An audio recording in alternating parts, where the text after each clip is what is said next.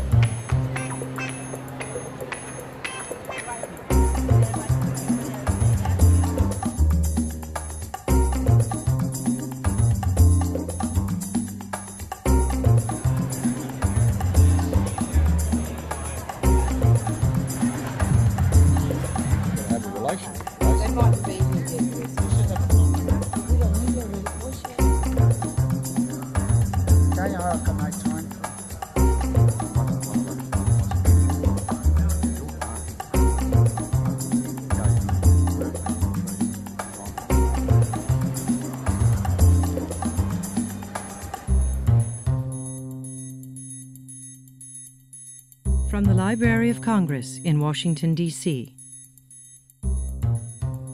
Thank you everybody for coming. This is the First Nations of Australia Writers Network presentation. So my name is Dr. Jared Thomas. I'm a Nookana person from the Nookana language group. Nookana means assassin.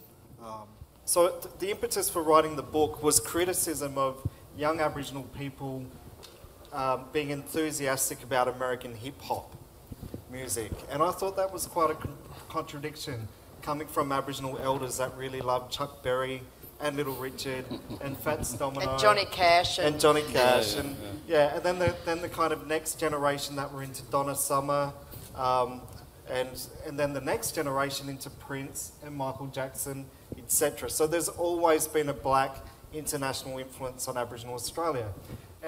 And there was a real absence of role models within mainstream media in Australia. But what we did have when I was a child was the West Indian cricket team and Bob Marley, who was prolific. And these people become role models to us about how to succeed. Yeah, so I'm going to speak about a book called Calypso Summer, which was released in 2014. People are always doing that type of thing to me. It's not my dreadlocks that freak people out, it's because I'm black. And I ain't even that black, just black enough for people to notice. I was just cruising home from work. It's not like I was wearing my prison overalls. I looked all right. I was in my work clothes and my deadly new Pumas. Same one Usain Bolt wears, and he's the fastest man in the world.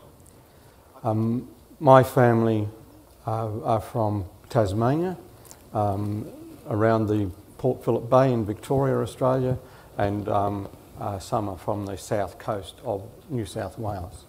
I've been, my family of storytellers, I always remember when the aunts and uncles had come around, the house would be roaring with laughter because they were all telling jokes, and some of those jokes could go for a day and a half. And so I learnt the long story. And I've got a little bit of time to read a short piece. You have? Good on you, Kath. Look at me, and when I go like that, yeah, stop. yeah. So the secret is don't look at her.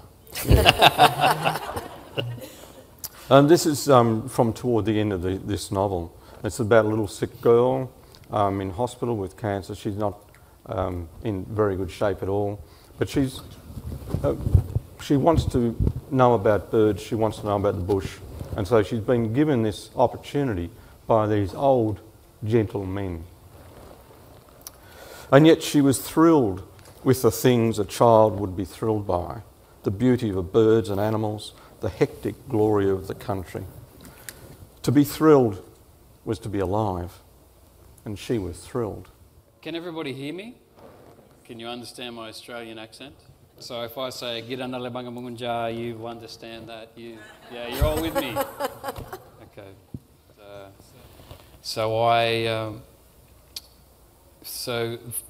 For 5 years I started working on this book, and so on a simple level it's for children, and there's truth in here, and it's about friendship and ownership, and dealing with consequence. So would you guys like to hear a little? You usually get the audience to do sound effects. Dub also illustrated this book. So once there was a boy who lived on an island. He lived there all by himself.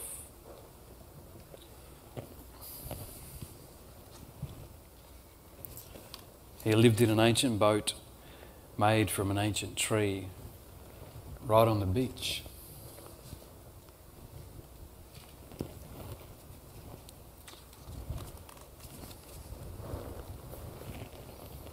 Who can do the sound of wind? You're a fantastic crowd.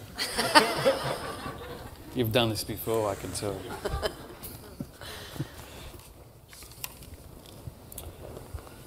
The thump came a sound inside the box. The thump, the thump, the thump.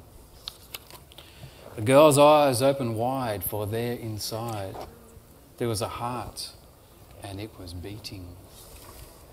I've never been this close to a boy's heart before. She thought. She decided to pick it up. And as the girl held the boy's heart in her hands, the boy came bursting through the door, saying, "Good morning!" Startled, she dropped it and broke it. So I'll stop there.